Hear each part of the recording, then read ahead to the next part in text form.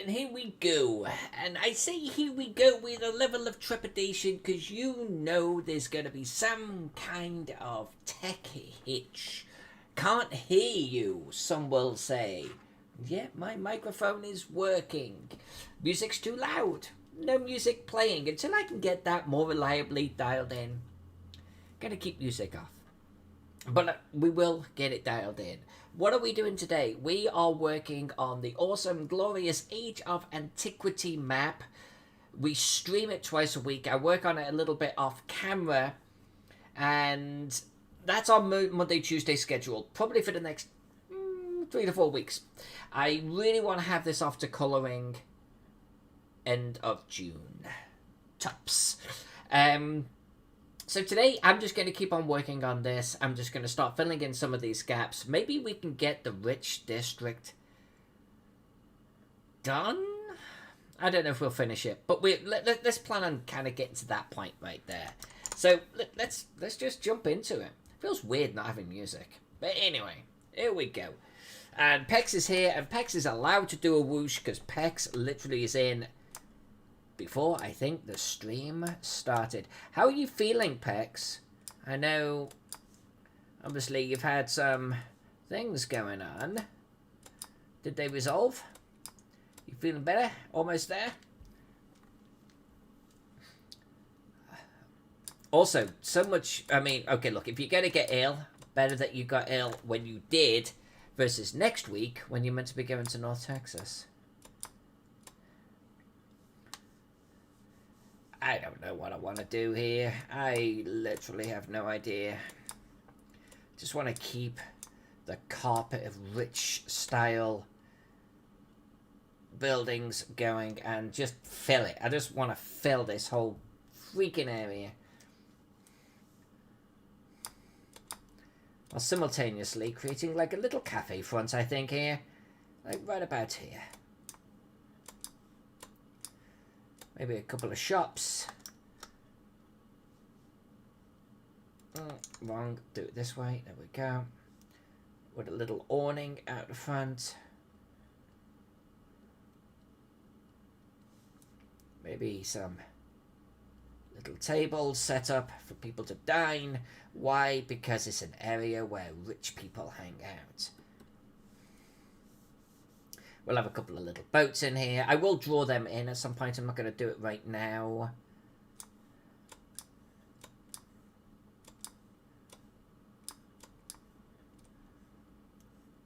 Something like this.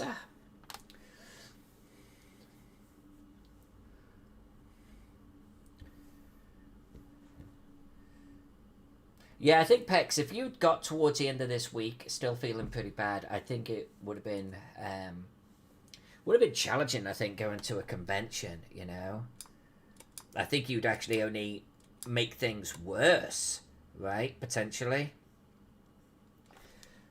But if you're feeling pretty good now, then I would say you're off the hook, you're good to go.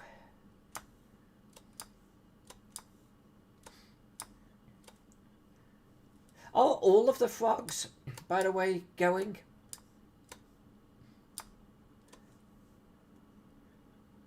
Because last I heard, you guys were not going to go to any conventions this year. Then I heard you were all going to this one. So curious.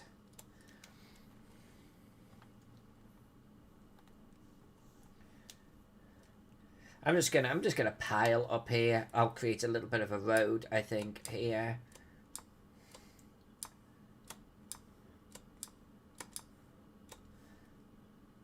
Maybe a little fenced in front area. Like so. Little sitting area or something right here.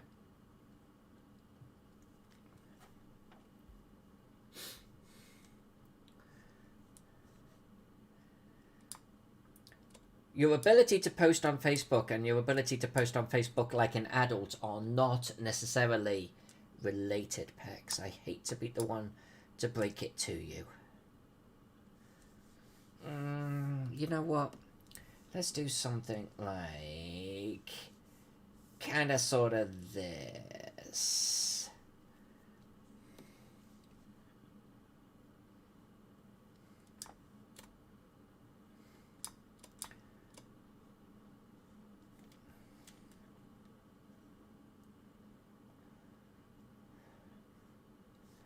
God, it feels weird having the music playing in the background. It feels so silent. Gonna have to get a boombox or something going. Or investigate Streamlabs OBS's options, because I know you can actually upload music into that. But I think that was for song requests. But I'm never gonna hear the music again.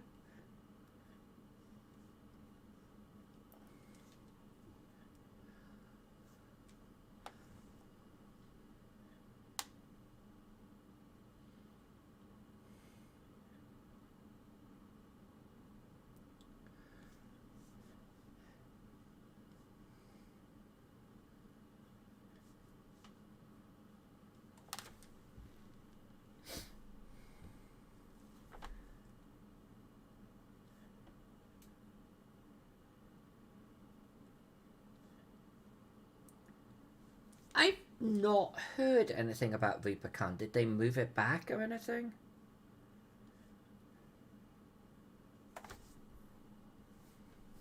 Because wasn't ReaperCon like middle or end of June or something? I seem to remember it being pretty close to North Texas, but it has been long enough with no conventions that I honestly completely forget. Yeah, that's more interesting. That is a little more interesting. We're going to draw something in the center there. I'm going to do maybe a big fountain, big statue, something like that.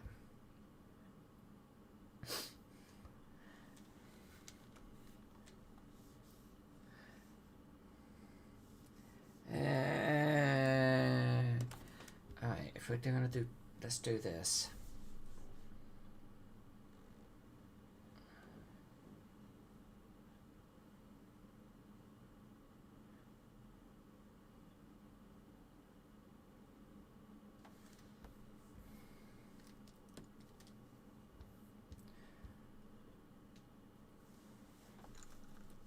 Then I'm going to guess, Pex, that just ReaperCon is just not in my circles of news that Facebook deigns to actually provide to me.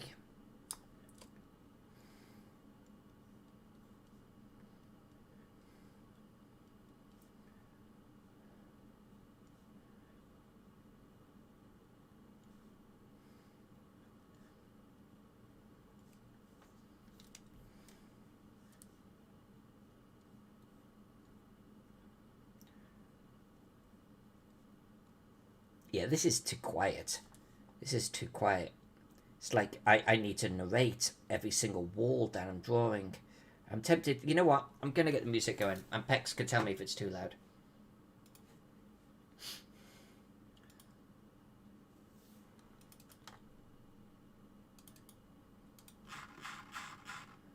Responsibility is on Pex. Alright, Pex, music is going. Tell me how that sounds.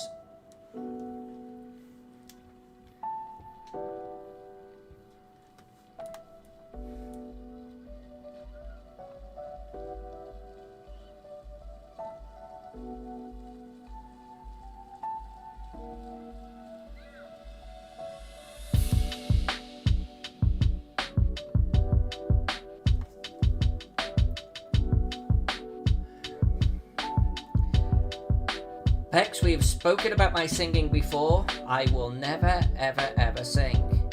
It came up when you admitted you like karaoke. And it is so deep, my fear of singing, that I don't even do it when I'm drunk. So you know that it's serious business.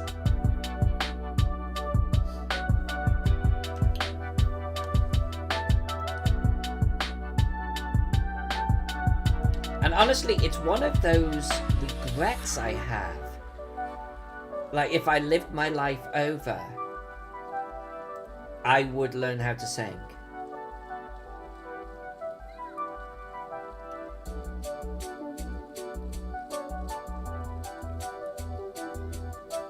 But my vocal cords have gone, like, without so much exercise for so long that it's just not a thing, you know?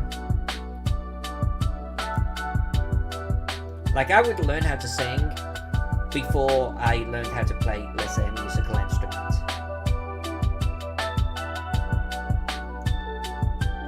And all because of one day in school, we were in assembly, we would sing hymns. I was probably just 9 or 10 years of age, very young, and I probably had a bad voice. I was probably tone deaf or something. And the boy in front of me turned around and he looked at me like someone was strangling a cat. And from that point onwards, I've never sang. That was it. Psychologically, just turned off to the whole thing. I would mime from that point forward. Vocal cords, completely neglected.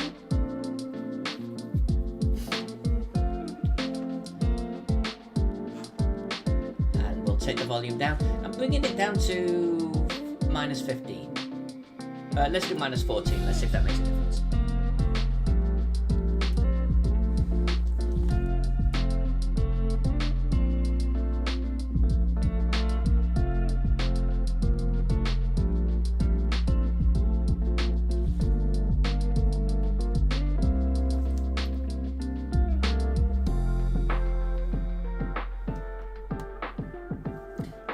Hey, don't knock the whale call, man.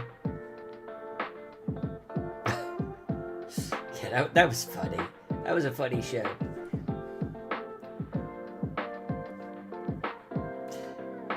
Do you ever get something though where it's in your head and you can hear it like in your brain's ears, but what comes out is nothing like what you were thinking about? Yeah, that was one of those.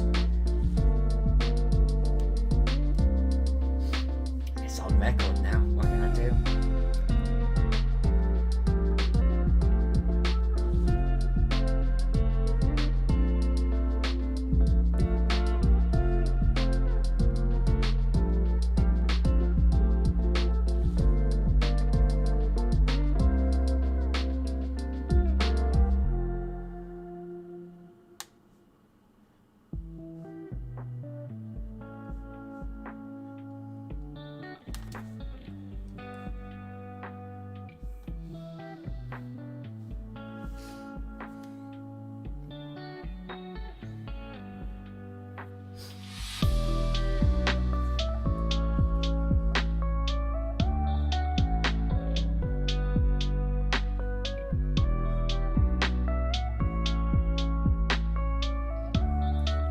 'This is gonna sound bad, but I am so jonesing to get into that cosmology map.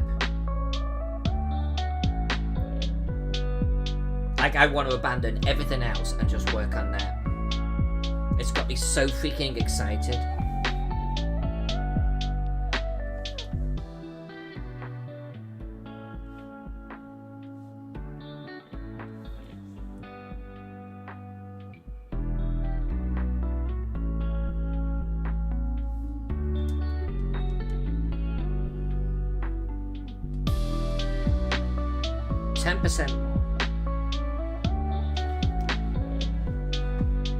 Alright, well, let's try this.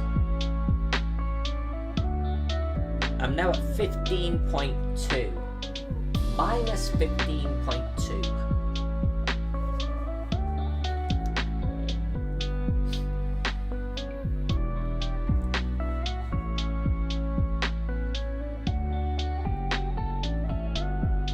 I'll have to show you privately too, Pex. The other map, the secret project I'm working on. I'll have to show you the scope of that. I'm not allowed to publicly show it, so I can't bring it up on stream. I would get in trouble. But I'll have to I'll share it on Discord with you. I think it'll be an interesting one. It's very different than my usual style.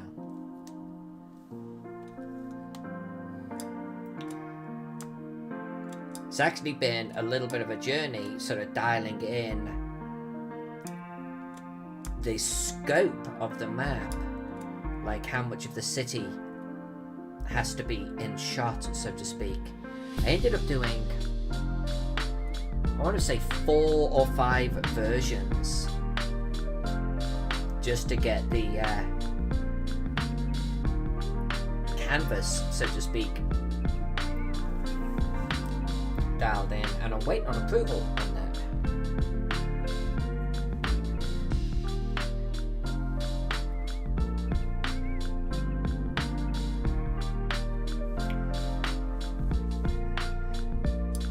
It will be the one that you're thinking of, and I'm actually thinking about not doing any black ink on that one,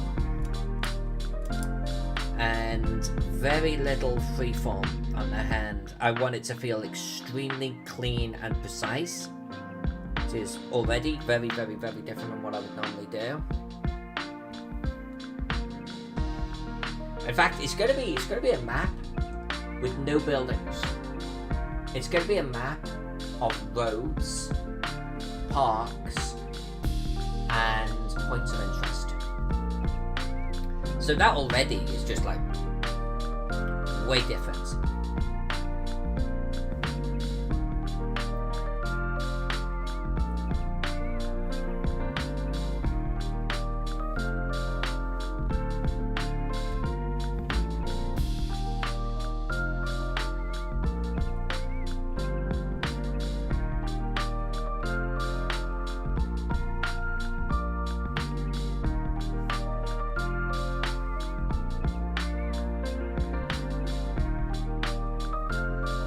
It's not a small map. No, it's going to be a freaking huge map. It's going to be something in the region of, well, normal. You know, the normal 8.5 by 11, but doubled because it's going to be a spread. So you're talking 17 by 22, and I've doubled it again, so 34 by 44, literally. And I put a little bit of bleed on either side. And a big area. There's a lot in it, but the first one of the two, in fact, if both, the style, you know, like go to Google Maps, for example, and look at your hometown. It doesn't put buildings on there, right? It puts points of interest on there, but it does shapes. It does shapes of, let's say, residential zones and building areas, and it's really all about the road system, and that is what I'm going with. Because it's a modern map. Oh yeah, okay, so you jest, not a small map. No, it is not a small map. In fact, bigger than this, right?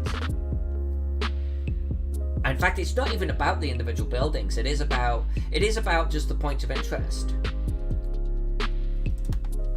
within the scope of where they are to each other, and like, you know, where they are within the city.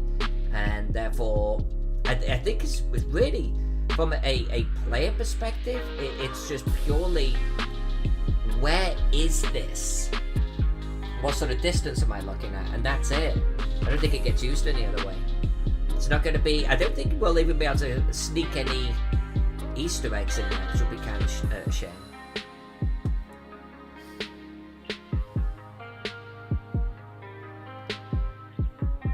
And I was going to ask them if I could, like, stream working on it.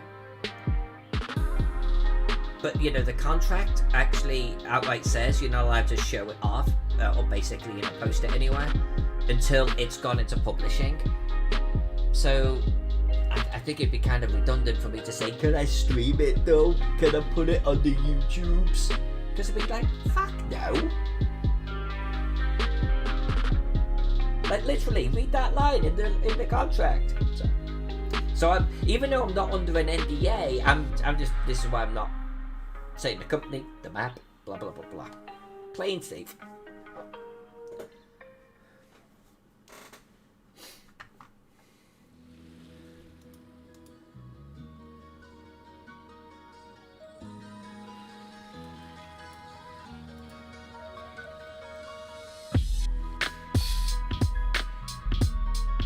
Exactly, that type of thing.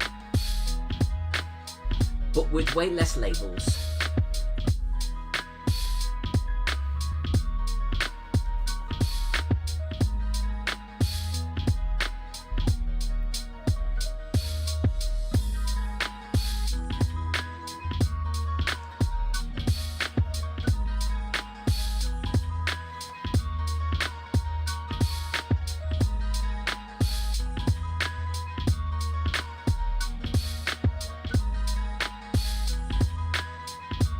If you Google where I live, you'll actually see directly opposite, the neighbours have a deck on their roof. It is so ghetto.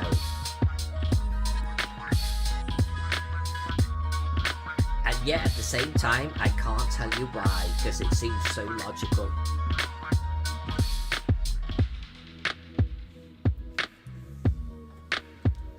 Hey, Brian's here! What do you do?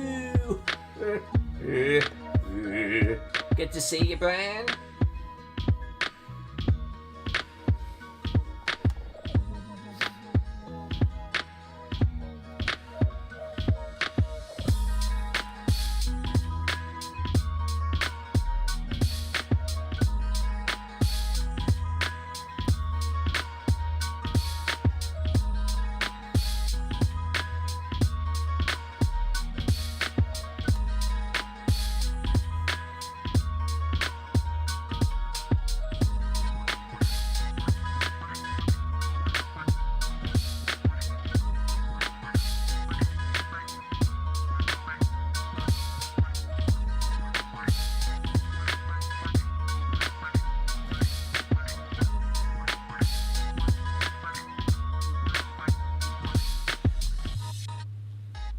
I'll tell you what, you know that meme where they say, this is how, or tell me the one thing that you would see me post and you would know that I'd been kidnapped.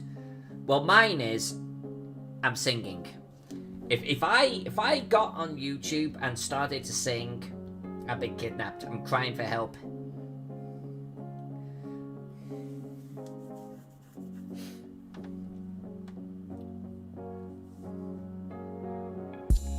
Right, you at work right now?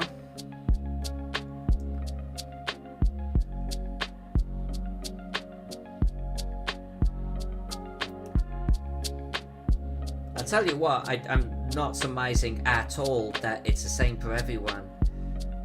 But this last weekend for me was so freaking quick. Like, it was poof, gone. It's like, what the hell happened to that? Where did my weekend go? Normally at least I feel like I got a couple of days off. Not this one.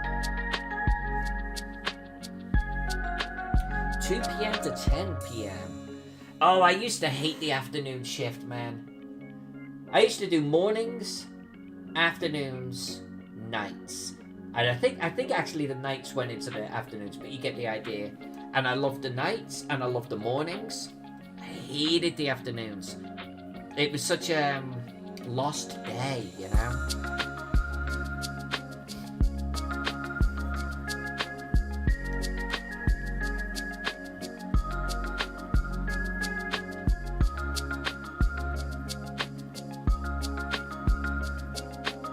My shift was it was 1:30 to 9 o'clock at night. So I think a little bit more forgiving than your 10 p.m.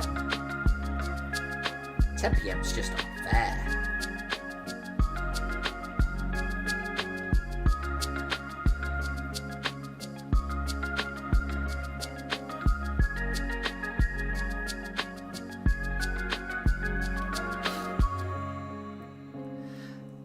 That thing breaks my brain. The fact that your shifts go like months like that, months. my shifts would go weekly. So I would be a week on mornings, I would be a week on nights, I would be a week on afternoons, and it would just keep going. Now, the beauty of that, though, was our night shift was Monday, Tuesday, Wednesday, Thursday, just 4 nights, which meant that when you got up on Friday afternoon, you were off, and then you got Friday off, well, Friday afternoon, right? Saturday, Sunday, and didn't go into work until Monday afternoon. So it's like every weekend after nights was a long weekend. It was so good. But I was also a lot younger then, and like working night shifts was doable. I think I would actually struggle with it nowadays. And then where I worked, like the older guys, they just didn't want to do nights at all, so they would give me their night shifts because I loved them so much. I mean, there were no bosses around or anything. And in that way, I'm off Friday afternoon, Saturday, Sunday. I'm not going back into work until Monday night. It was so good. It was so good.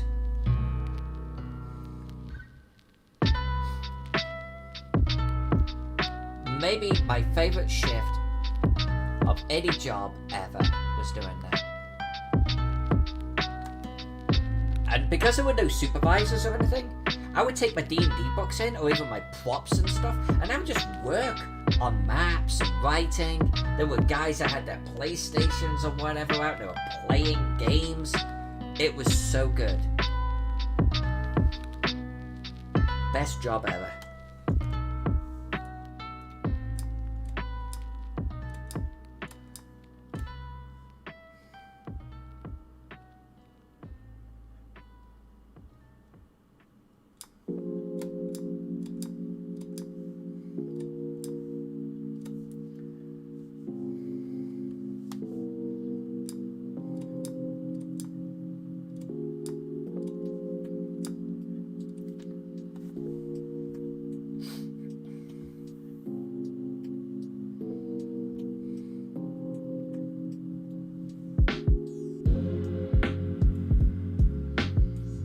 Used to go into Lowe's at 4 p.m. until midnight, unloading freight, drive an hour, and work at the factory until 10, get home, eat a meal, crash, do it. Oh, that sounds brutal. That sounds brutal. So you're acclimatized to working like a horse.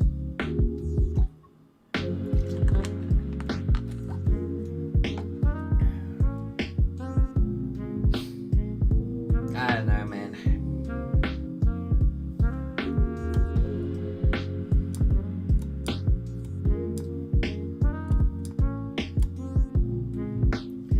I've kind of got to a point where I'm a little bit of a cynic when it comes to such brutal, long hours, you know? I mean, I acknowledge that some people just like working. But there's so many people nowadays where that is their existence. I'm grateful to have just one job needing to be worked.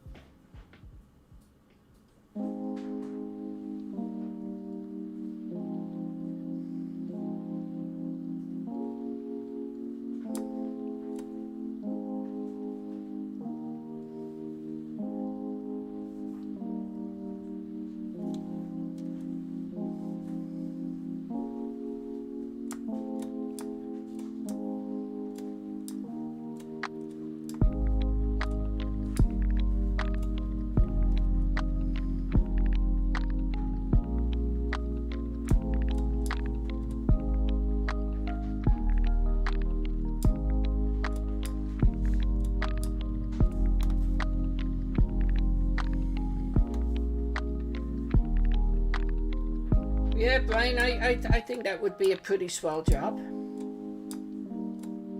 That would not be bad.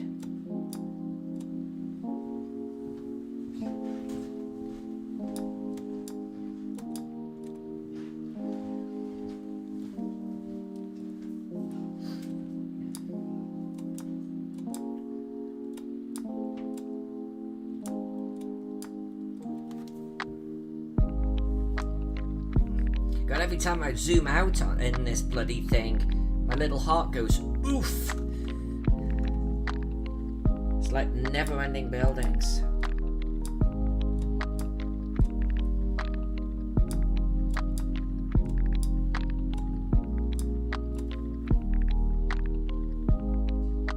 No, I actually don't want to put it there. We're going to have a big feature in the center, so I don't think it should have more features, so to speak, around the outside edge. It will just be distracting. One fountain, a big one, in the middle, if you don't mind.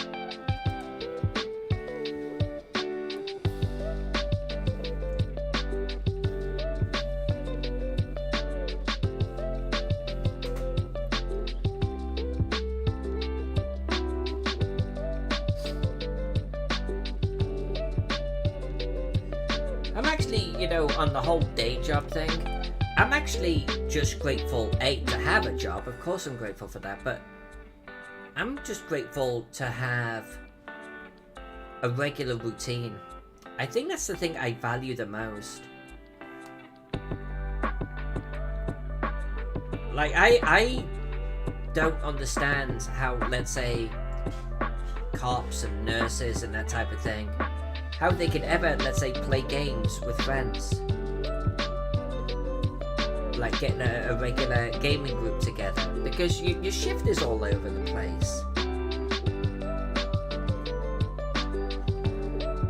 It's like Brian right now. Not only do his days seem to be all over, but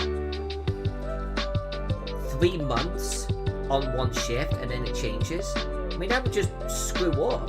Ever trying to like get a game with someone on a regular basis.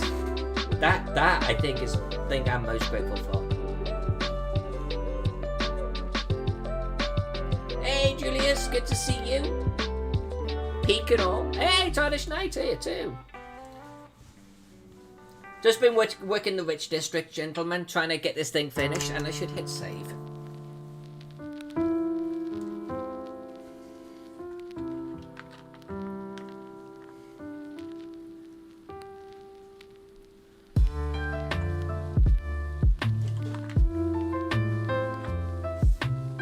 Alex, good to see you.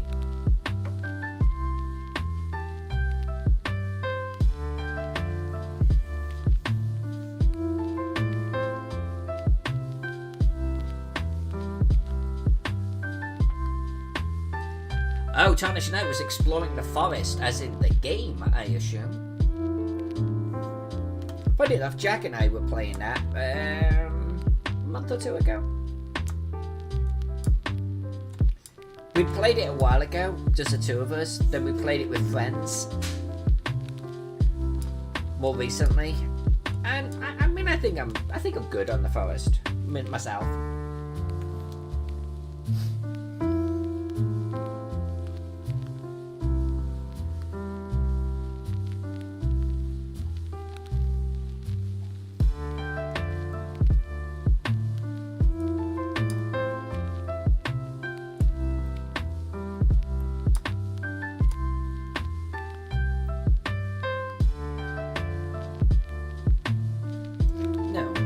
Yes, actually.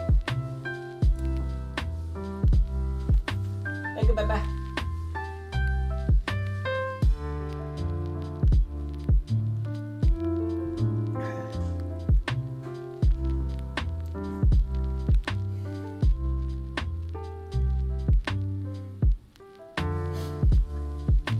Yeah, Julius, that type of thing just chaps my ass.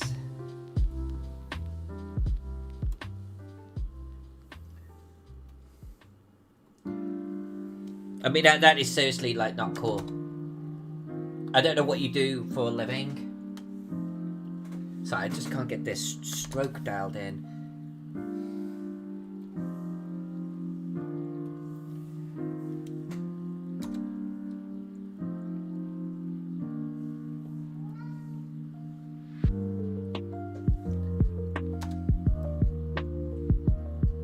You know what? Screw it. I'm just going to do that.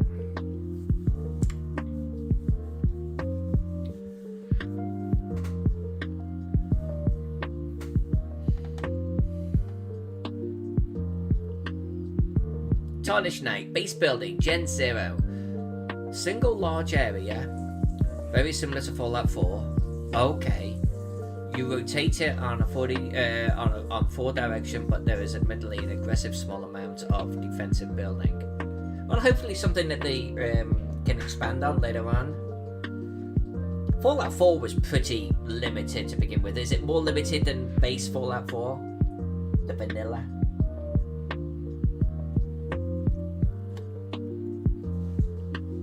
I love base building, man. Base building is why I played Fallout 4 for so bloody long. It's why I play 7 Days to Die so much. It is maybe one of the big things about my attraction to games. But there's also, a little ironically, one reason why I stopped playing The Forest. I found the base building to be tedious and too limited. Nunya, okay, let me pull that down a little bit. I was waiting on people to sort of give me some feedback. Okay, I've got it at a minus 17.8. Sorry, I can only hear the music through here, so I don't hear the combination of me and the music. So anytime like the music seems a little overpowering, please just let me know. Never a problem. I appreciate you pointing it out.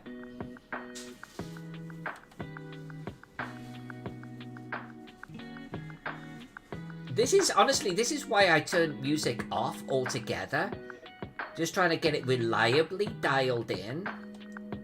But then when I have no music going at all, it's just me drawing lines, and I feel compelled to narrate every single line, which is weird. I really, really, really need to figure out a way of having the music independently playing on its own little sort of volume channel that I know it is working.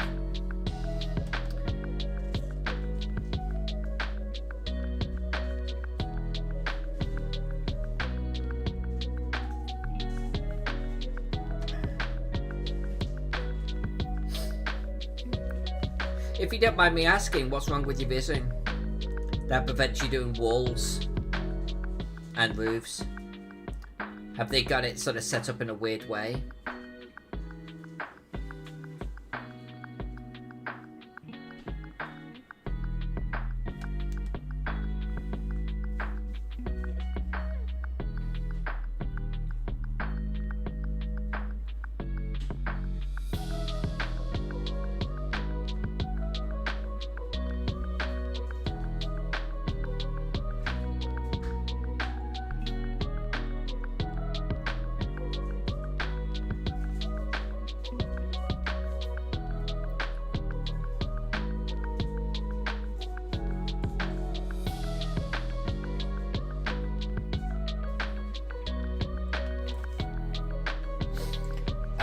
Taking shape. I'm just gonna keep plugging away at this sucker, filling in these gaps, one little patchwork quilt at a time. I don't know what I want to do with this main road. I'm gonna admit, like, I feel like it should be going somewhere, but there's nowhere for it to go. It just goes to the bloody coast, you know. There's nothing important down there. Like, I love the main road that goes up towards the north, towards the temple. But down here, towards a water cistern, maybe. Doesn't seem very major boulevard relevant. Hey, hold on a sec. So everyone, just so you know, Steve DeLucci in here, as Arisian Publishing. This is their map. Everyone say hi to Steve. And actually, Steve, I'm glad you popped in, because I was going to give you a progress shot after tonight's stream. So here it is. I'll make sure I'll send you a high-res version of this. We're motoring along, my friend. This is beginning to look real pretty. Like, real pretty.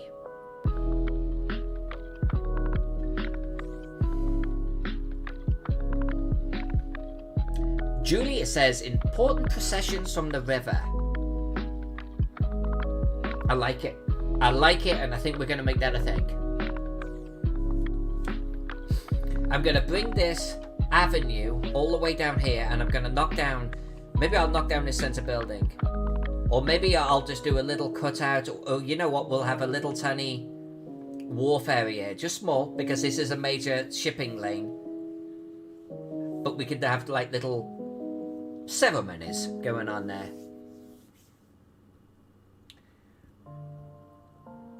This is, I think, the first time that Steve has been in and watched his map being created.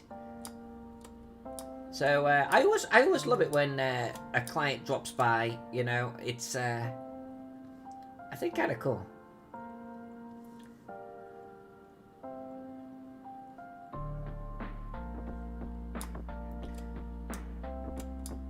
And I'll say this again for the benefit of the people that just joined the stream. But my objective is to have the ink work on this done in the next, I want to say 3 weeks. I want to try and get very aggressive with the timing on it. And so last week of June and July is colouring. And I'm shooting for the end of July because Steve would like it for middle of August. And I always set a deadline that is early. That way, if I have a problem, it causes no problem to deadlines. I always give myself a little bit of padding, you know? So, yeah.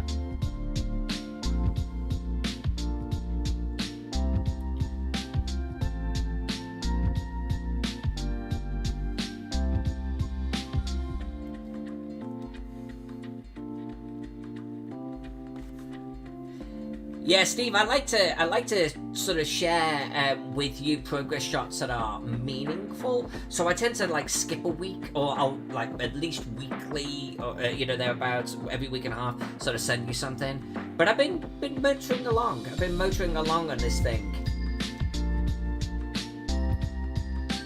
and I think it definitely looks rich compared to the other side of the city.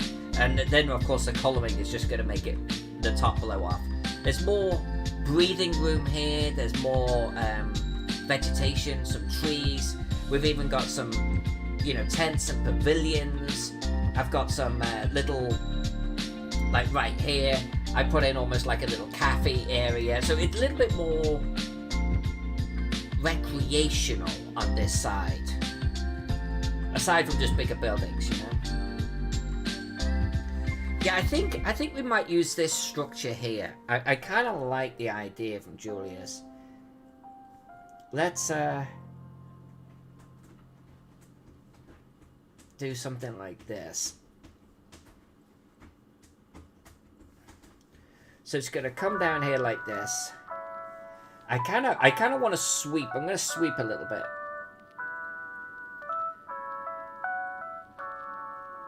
Like so.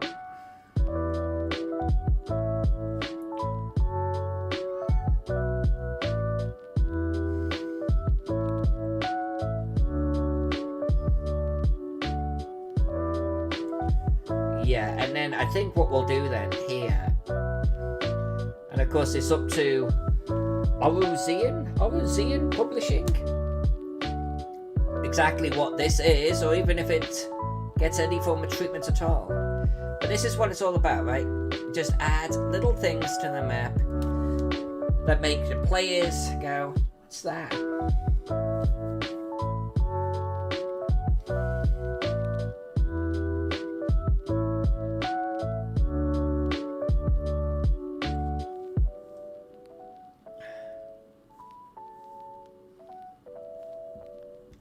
And that's the thing,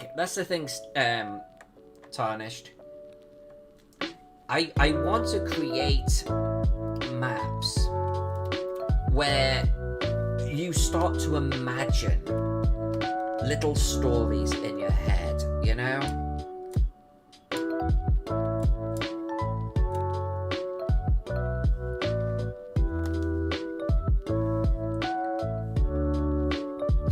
And it doesn't have to be something that is written about.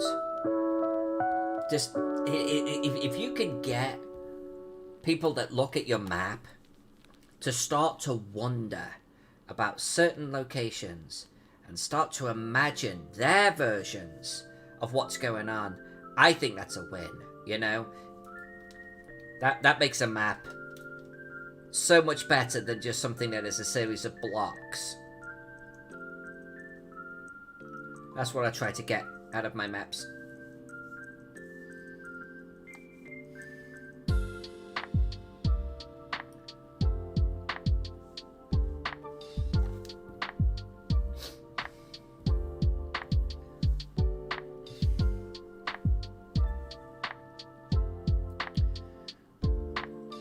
Steve says our players are going to love this. I feel like entire adventures will be run just within the walls of the city. And I actually am very intrigued by that. I genuinely am. I love the idea of like a location, a city so large, so interesting, that you could just do so much there without ever going out. Or maybe you just go out for a little side quest, so to speak, and then come back. And this is monstrous. This is a monstrous city. In fact, the first time that you approached me, you were talking about, you know, you mentioned Jeff D's Catalal as a reference. This is honestly probably the only time since Catalal that I have drawn a city of this magnitude. And I really appreciate it. I mean, Light Harbor was a big city for Noble Dwarf. This is bigger. This is bigger. But the minute you put down 200,000 people live here, I mean... Okay. I better hit save.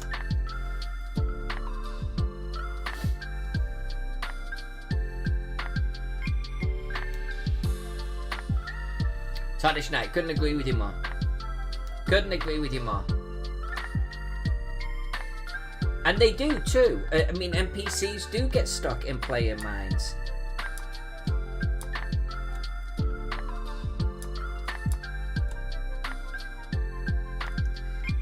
How do I want to do this? How do I want to do this? I think I'm going to just do this.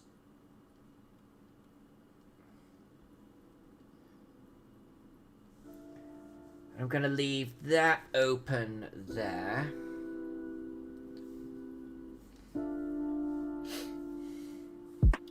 Sigil. I was actually going to play in Sigil. Never did. Never did. There was a GM who had it. I think it was Sigil. Now I'm doubting myself. I'm in Taurus. What does it matter?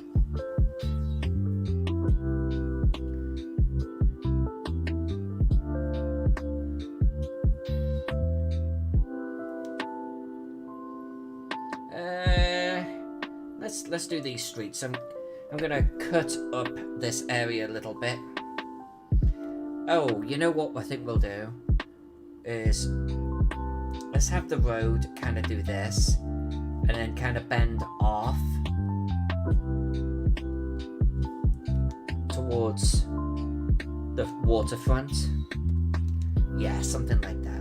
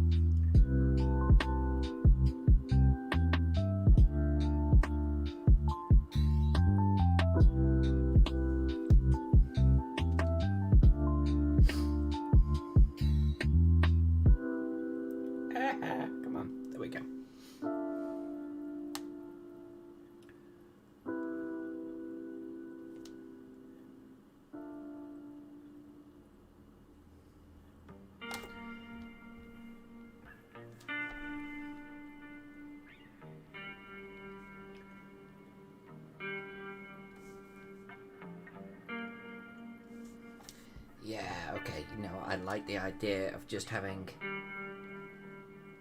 little pillars there, I think.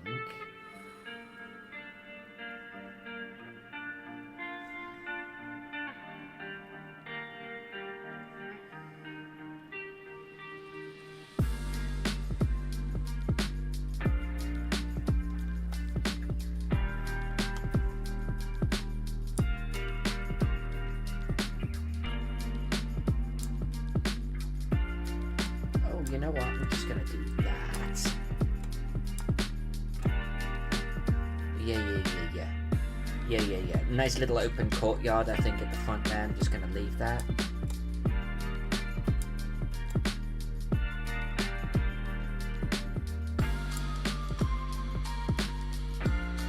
We'll have a little street coming down the side here.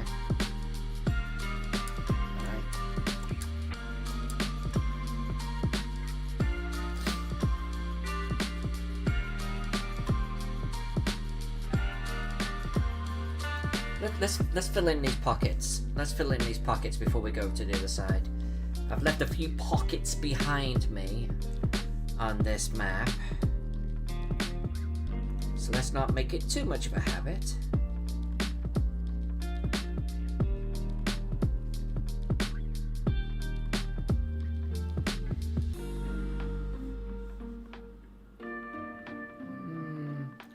I don't want to do this.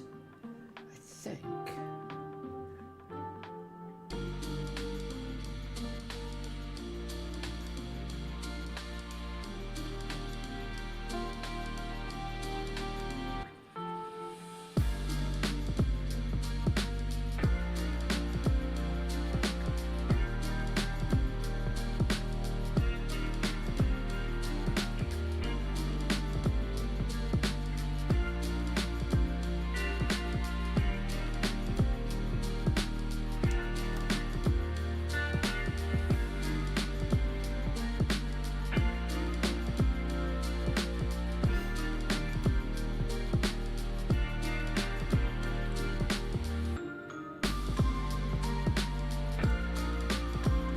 What's in the maps is in these pockets.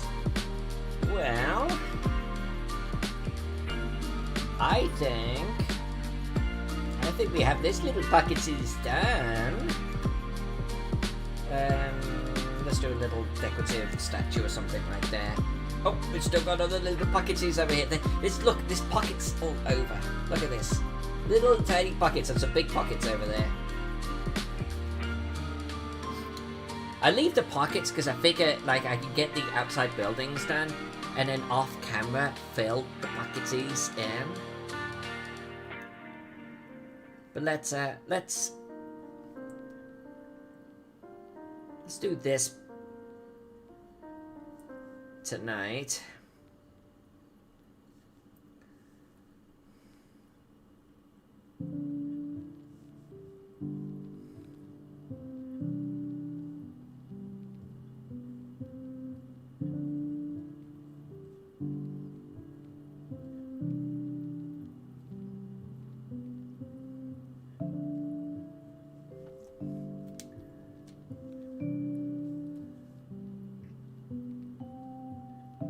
With it being a richer area, some nice big courtyards and everything certainly doesn't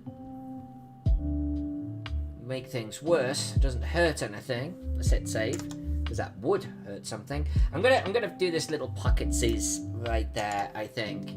Maybe both of these, because then we can just concentrate on that side. And we're only an hour into this, so should make a good progress here.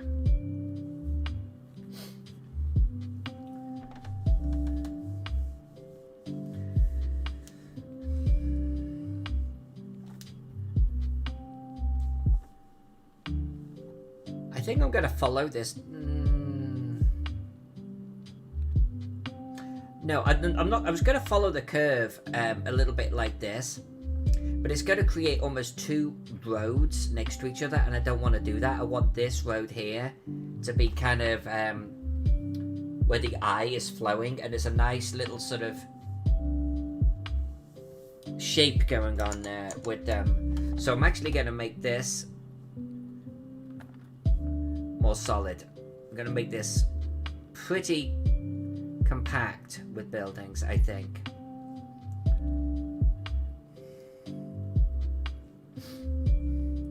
I am going to have a little road coming in here, but you know, let's just give ourselves a fighting chance. So maybe it'll do something like, I don't know, maybe in here in a little bit of a courtyard type of deal. Let's do something like that.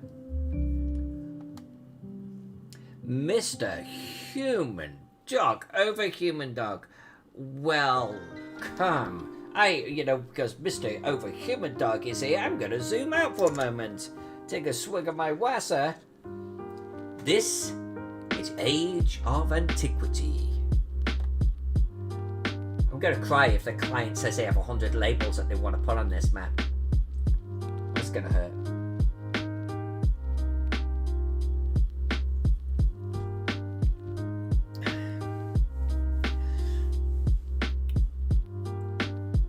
Mr. Pexer, I need a book and a number.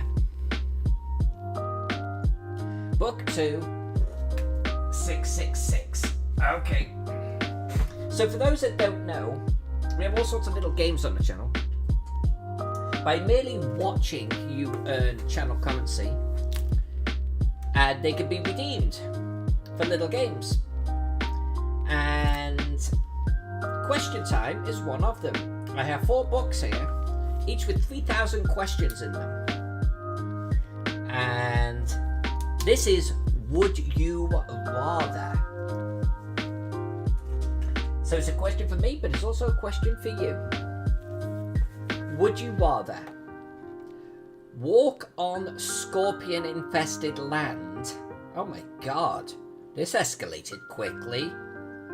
Or swim through jelly-infested water? Do all jellyfish sting? Scorpion-infested land. Okay, well, I'm going to make an assumption that you're not walking barefoot. And that you're not blindfolded or anything stupid like that. While with the jelly-infested water, you don't... I mean, honestly, jelly-infested water can be pretty dense with jellyfish. And assuming that all jellyfish are going to be just like, oi, nuts, son, then I think the jelly-infested water could actually get dangerous. But I don't know if all jellyfish sting. I'm going to assume they do. And even if they only stung like a bee, you could drown from that shit. You know what I'm saying? Get a jellyfish in your face, wrestling you, taking you under the water. I'm going to pick the scorpion-infested land. I'm also going to make an assumption that you're not asking me to walk 5,000 miles through scorpion-infested land. That this is, even if it's a swim distance of 100 feet or walk 500 feet, I would pick the scorpion-infested land. That's what I would do. Actually, Steve, send me those labels. Oh, in fact, is it the labels that you already gave me? I think it's the labels you already gave me, probably, isn't it? In which case, we're just going to pick a nice little area. We'll put a little marble tablet on it. And yeah, Bob's your uncle, good to go. And of course, a border. This will have a border on it.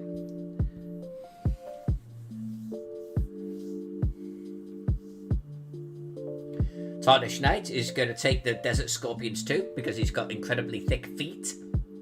That's a weird superpower, but glad you have it.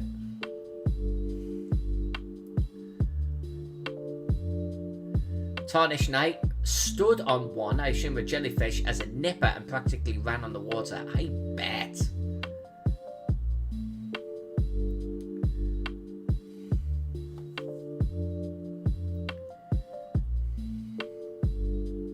And Alex Vixen is doing the scorpion-infested land, but Alex Vixen is so freaking tough that the scorpions will probably run away.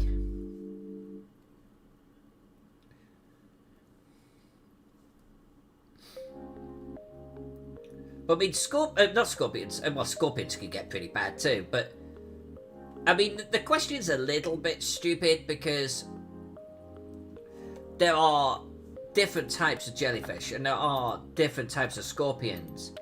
In fact, I always remember watching a show with David Attenborough, I think, and one of the largest scorpions in the world is actually like not poisonous or something, and it's freaking huge. So are we talking about scorpion infested land where they're just not bad? We're talking about scorpion infested land where even if they eyeball you and they don't like the cut of your jib, you die immediately? I mean, what are we talking about here? But scorpion infested land has to be. With a question so loosely phrased as it was.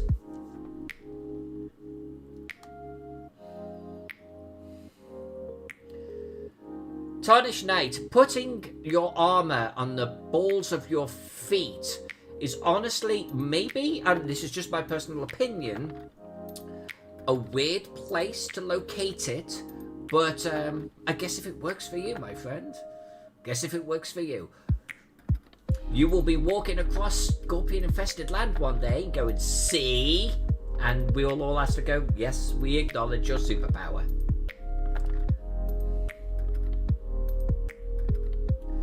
Julius, I agree with you.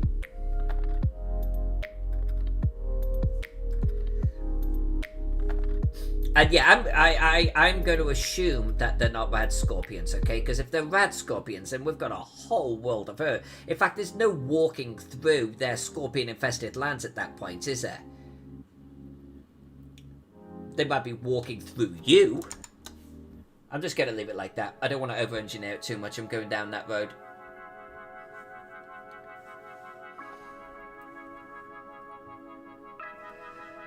There's a show, Coyote Peterson, who supposedly gets stung by all sorts of insects. Yeah, I agree with you. Not paid enough.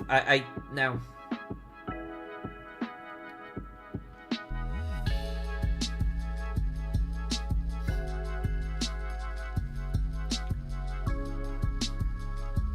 You know what? Let's just get some trees in here. Let's make this a nice little decorative area. And I'm gonna do this little pockets too, because I can.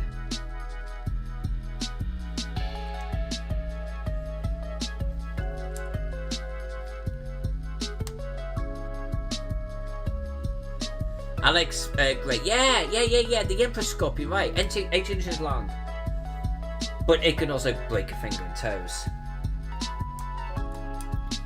So yes, its sting isn't going to kill you, but it's going to break your bones. Probably has an English accent. Sounds a bit like a Cockney.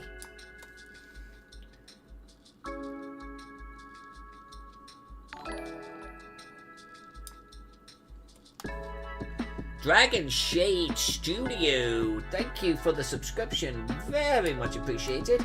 Always is. I like it when a map, by the way, starts to fill out, where the screen, no matter where I'm drawing, is just a wash. Just completely a wash with buildings.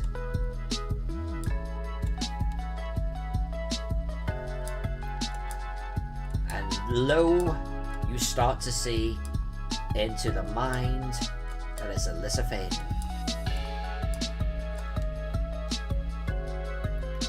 Just that little bit cray-cray.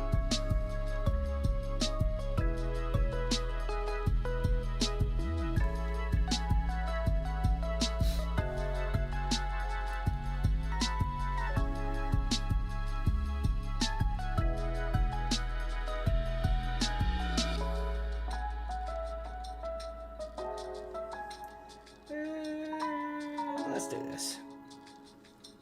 And here, well, you know what? Here, I'm putting a tree. I'm putting a tree here. Yeah, that's looking good. All right, let's hit save.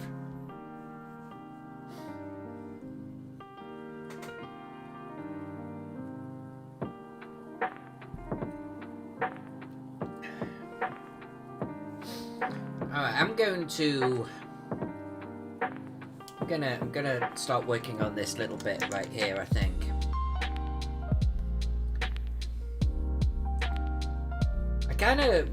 I don't know if we'll finish it tonight, but I really want to get this rich area done.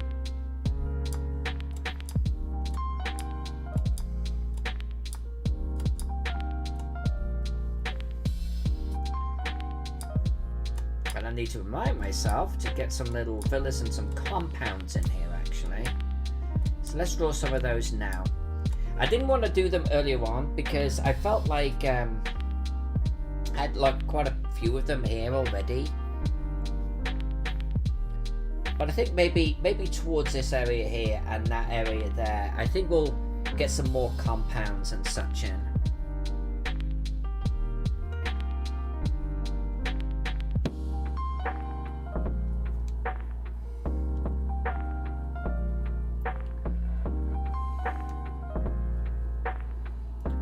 Danish Knights. There's some truth to that.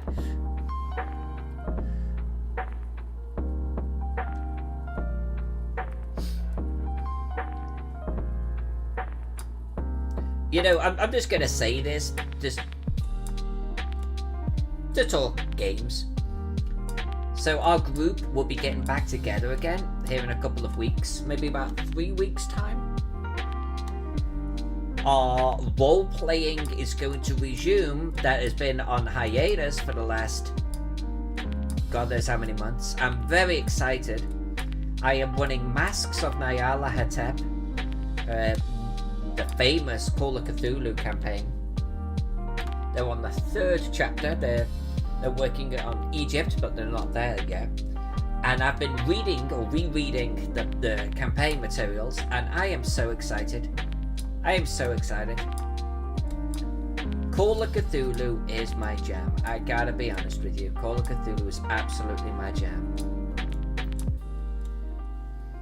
I love the horror. I love the setting. I love the creatures. I just love the pace of the game in general.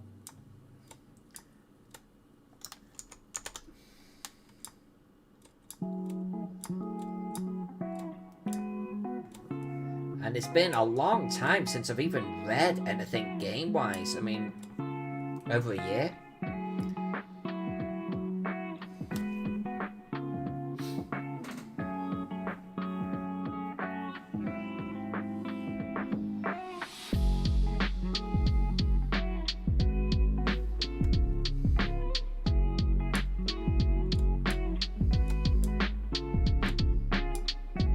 We're gonna get together, and I think the first session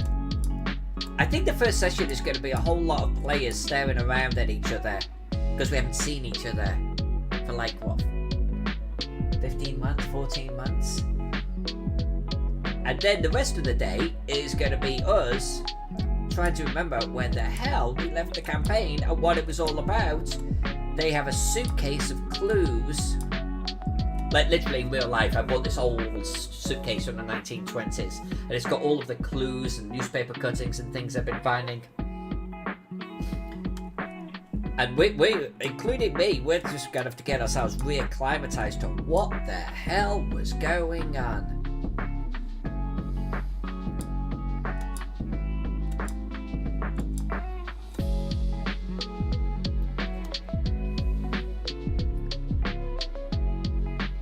Shadowrun and Earthdawn. So, Earthdawn, I only played Earthdawn once. I enjoyed the experience. But it was a 3-month game. And I haven't played it since. I'm not even sure if I own the rules anymore. Or at all. Shadowrun. Shadowrun is absolutely a game I adore. I don't tend to run Shadowrun, I play Shadowrun.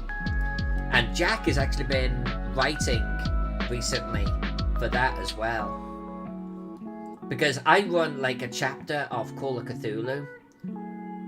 Let's say 3 months worth, whatever it is. It could be just like, 6 weeks, 8 weeks, whatever. But I run to a logical sort of chapter end.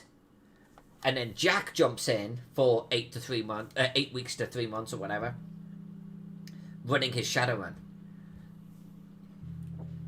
I love Shadowrun, and the rule system is generous to me. There's 2 rule systems that love me, but I'm going to tell you the rule system that absolutely hates me, and that's D20. Any D20 system hates me. I cannot roll well on counter generation, auto hit, or anything else. I just can't do it.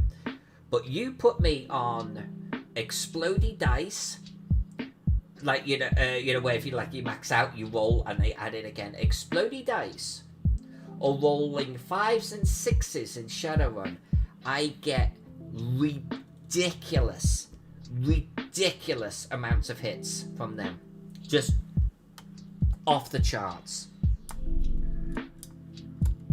Like I could take a D4 on an explodey dice system, like I'm talking about in Deadlands now, and easily hit 30s, like way more than I should, which would be like ever.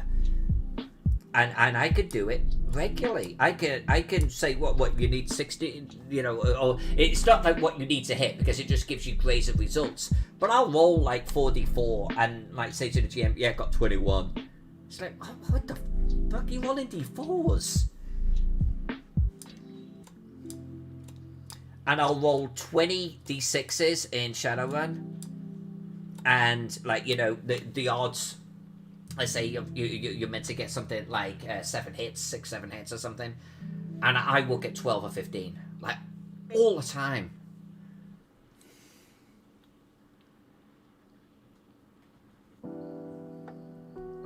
Tarnished Knight, I am not good on percentile. As a player, I haven't rolled percentiles in a long time since my RuneQuest days, in which case I used to be pretty good. But as a GM, I am terrible on percentile. Terrible. And it lets my players off pretty easy when they get into a fight and Call of Cthulhu, let me tell you. But no, roll 20 and percentile, no, I'm terrible.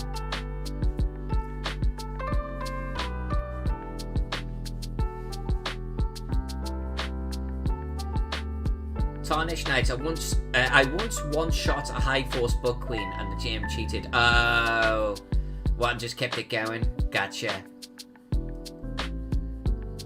Hex, did you get a chance to look over that game aid I sent you? Are you talking about the Nyarlathotep one? Yes. Yeah, that immediately went in the vault.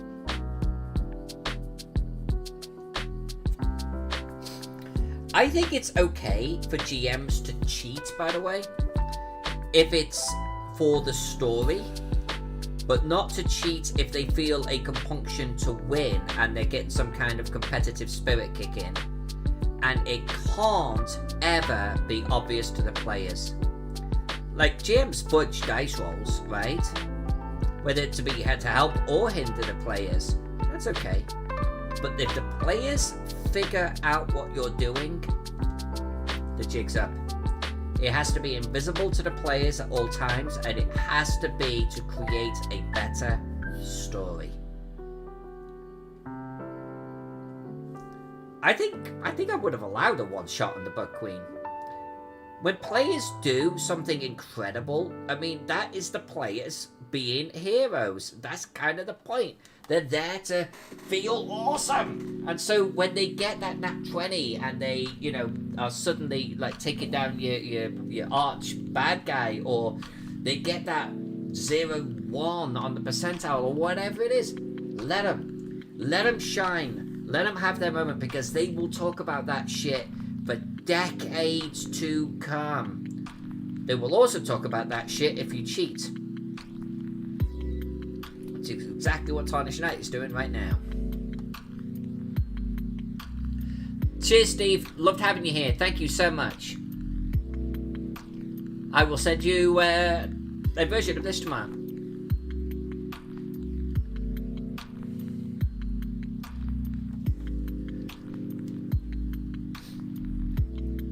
Tarnished Knight,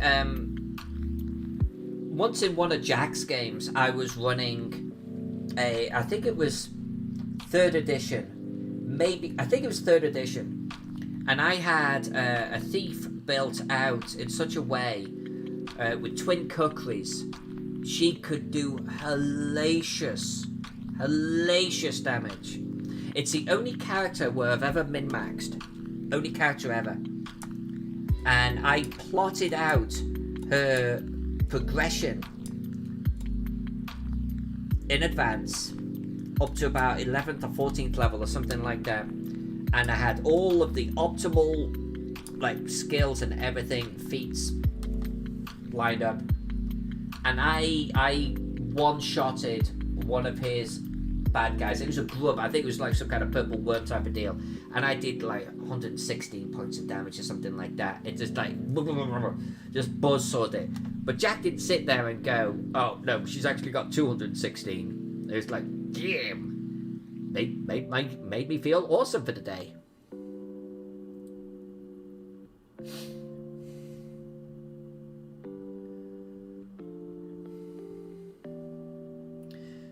Julius is thinking about GMing Mouse Guard. So, Julius, what's your story like group-wise? Do you have a group of friends that you play with, like that you know each other pretty well? Would this be for a rando group? What are you thinking?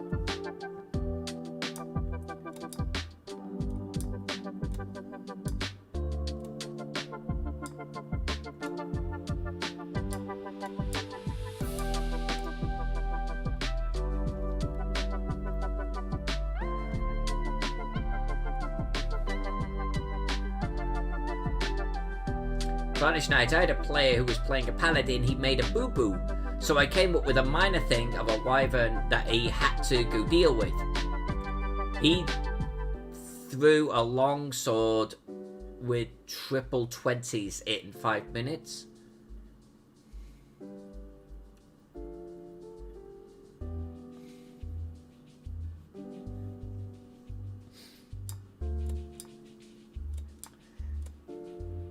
I mean, he's... I'm going to leave this courtyard here. I kind of like this courtyard. Here's the thing. Like, your players can very easily not roll well. And that sticks with them too. Like, literally it sticks with them. So when they do roll well, when they have their moment, let them have it. Just let them have that moment to shine. Because sure as hell the game is going to have plenty of opportunities for crapping all over them, right?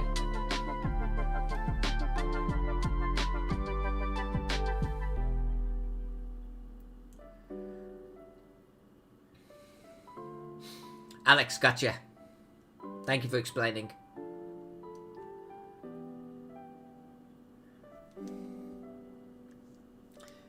And Julius, yeah, doing it with people you know is always a lot easier for those baby steps. I gotta be honest with you, man. I've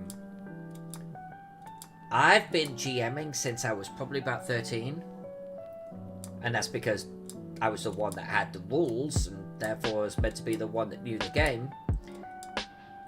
I fell in love with GMing. I think I'm pretty good at it. And it took me up until about 2 or 3 years ago to actually run at a convention with random people. That gets into a whole different skill set. So yeah, playing with friends, definitely the way to go. To begin with, get that confidence up. And by the way, you will make mistakes, and it's okay. You just learn from them. You just come back better and better every time. Players can be extremely forgiving too. They're there just to have fun and game. So you do the same, you're a whale of a time. I own Mouse Guard. I have never played it. Never read it.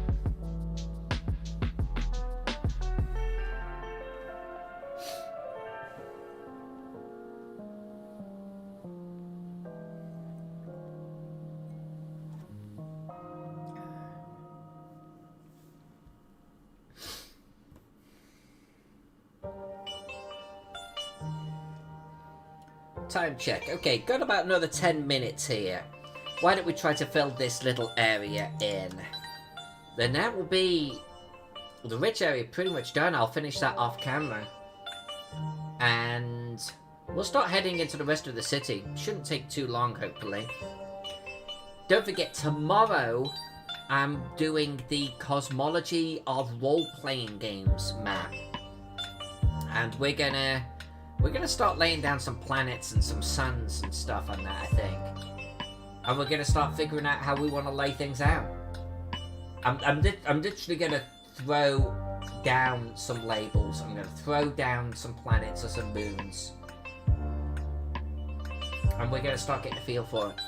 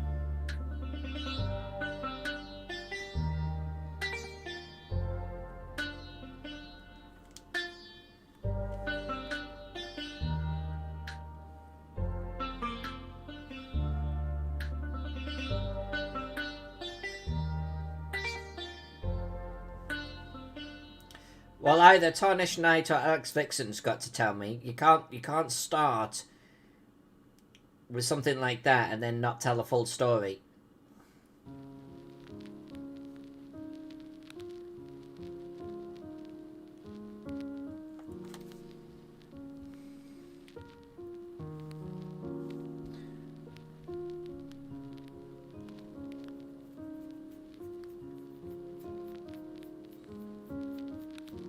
I'm going to add a couple of fairly large compound areas here.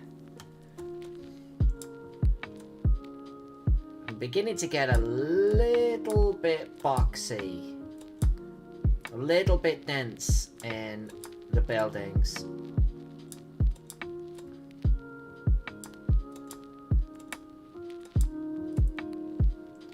So let's get some compounds going.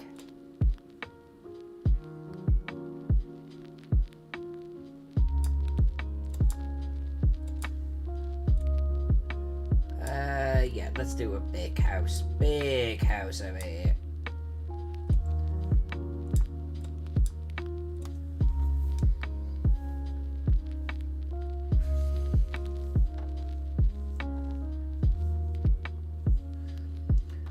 Alex says, Pathfinder thing, we were playing the last module of Rise of the Rune Lords, and we were fighting a white dragon. Due to a roll by the GM, the dragon tries to eat him.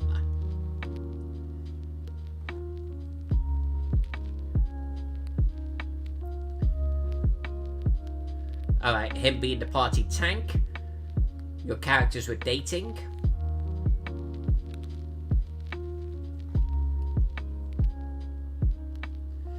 Julius, yes, I like that, right? Not being able to charge into everything. The whole thing about Dungeons and Dragons and that whole series of games is it's all about killing. That's what you get XP for. I think 5e now is a little bit different. I think they started to wake up to that.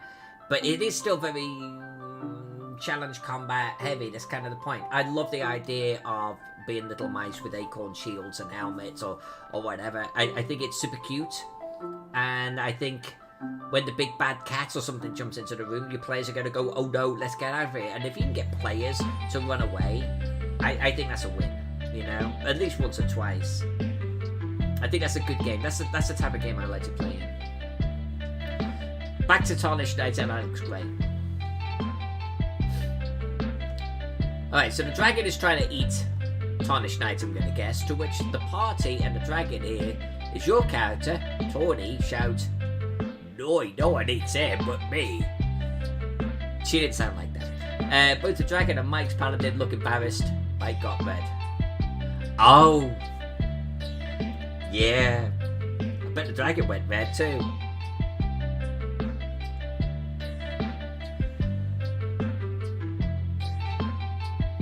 Hey Brian. We're talking about Alex eating Tarnished Knight. It's got risque.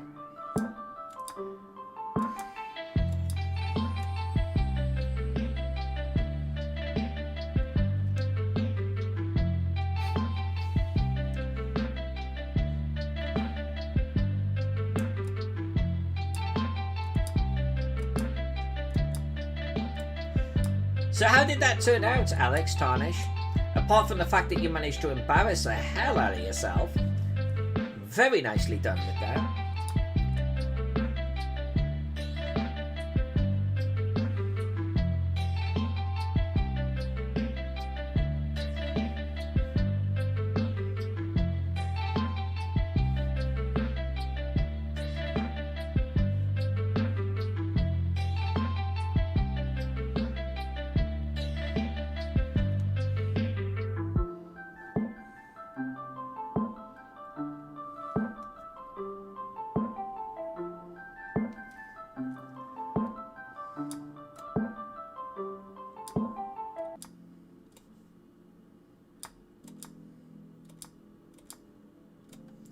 Right, just fill in this section and then I think we can call this a night. And don't forget, tomorrow we are back on the cosmology map and I am super excited about it. I think it's going to be absolutely gorgeous when we're done. And very, very, very different than what we would normally do.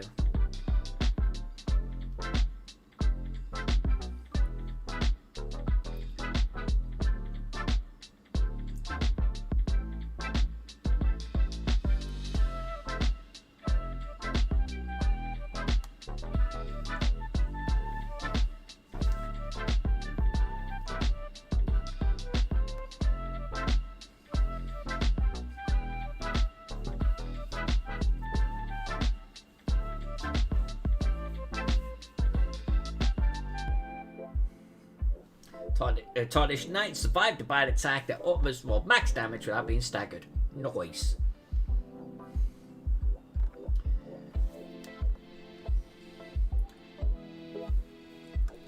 Pex, I think I'm done with circles though, man. I mean, I don't know what to tell you.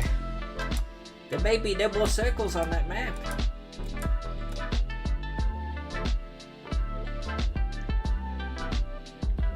I mean, there'll be plenty of planets and things.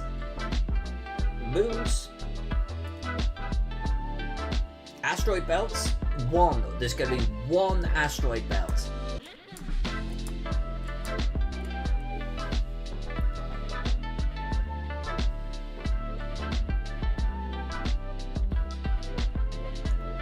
But I'm just going to go from the bottom of the list of role-playing games and I'm just going to start adding titles to that map.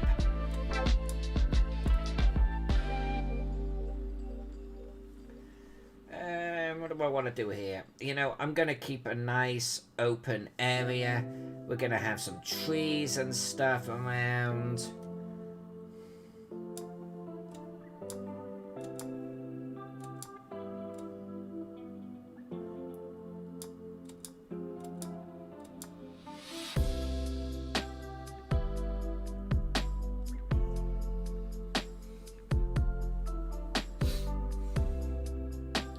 Pathfinder was like that though, Tarnished. I mean, whether you did it on purpose or not, if you got a certain combination of feats, etc, etc, etc, you could be effing stout. You know what I'm saying? Like, one of the reasons why I started playing Pathfinder to begin with was it wasn't like that. And it's because there wasn't all of the splat books and everything out.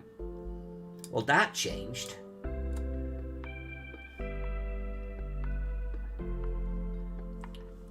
And you could just get monstrous builds in that thing.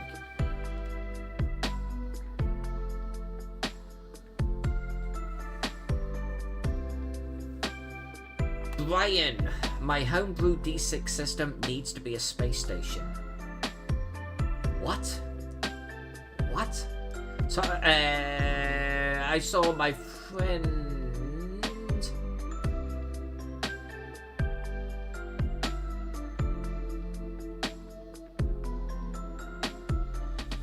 Roman style scaled armor. Oh, imagines a paladin trying to stand tall and dignified while the armor is turning beet red. Ah, yes.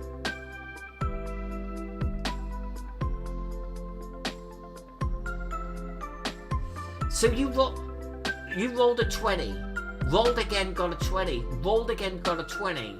You got a triple 20, and you didn't do it just once, you did it twice. That is some insane good rolling. Holy crap. I mean, what is that? It's 1 in 40,000 or something? What is that? What are the odds of that?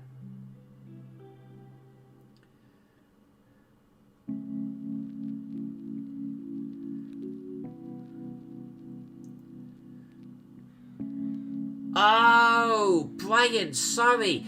Because I'm looking at this map, I completely lost what you were saying.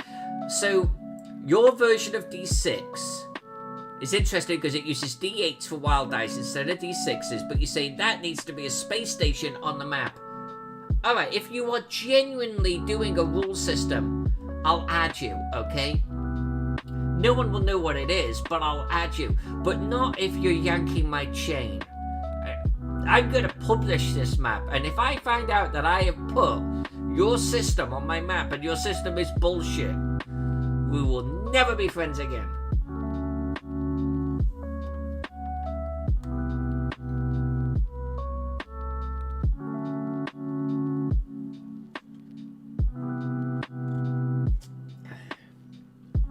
So Tarnish and I, Alex, you're rolling on the D20 system with the D6s and the D20s. That is literally what I do in like Shadowrun or Deadlands, but I can't do it in a D20 system. I am terrible in a D20 system. I'm going to leave this area here open. I think I'm going to have some trees going on here.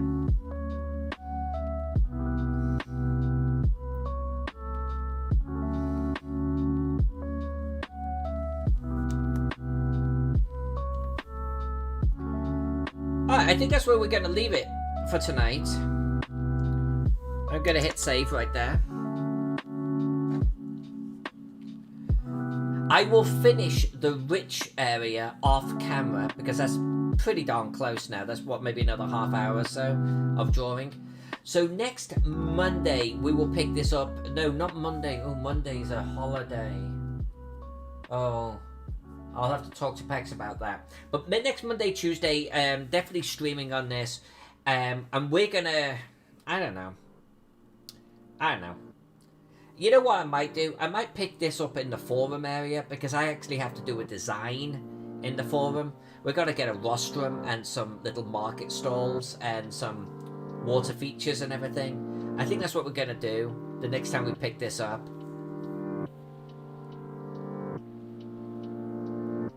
Yeah, this is all just now about filling space, right? We're just filling space. So tomorrow, the cosmology of RPGs. I have a list of games. We have a timeline to put them on. And we're going to start playing. We're going to drop in, let's say, half a dozen examples. We're going to start playing around with brushes for moons, planets, and that type of thing. We're going to start arranging things. We'll probably get the whole TSR right in the center, just like I did with the original. I'm going to start making this look beautiful. There may be a lot of moving around of labels and games and stuff, you know, and especially when we start grouping them together. We'll need to start figuring out how to group them together. Like, you know, if like what publisher did a whole bunch of games, do we do a nebula behind them? That's the type of thing we need to start to think about. But that will be for tomorrow. For tonight, I am done in the age of Antiquity. I want to thank you all for hanging out with me tonight. It's truly, truly, truly appreciated. If you like the type of thing that we're doing here and just chilling out with me, think about hitting the like button, maybe even tickle the subscribe underneath the chin. It's very, very much appreciated. Until tomorrow, I love you all. And I will see you on the flip side. Thanks for hanging out with me tonight. Love you all.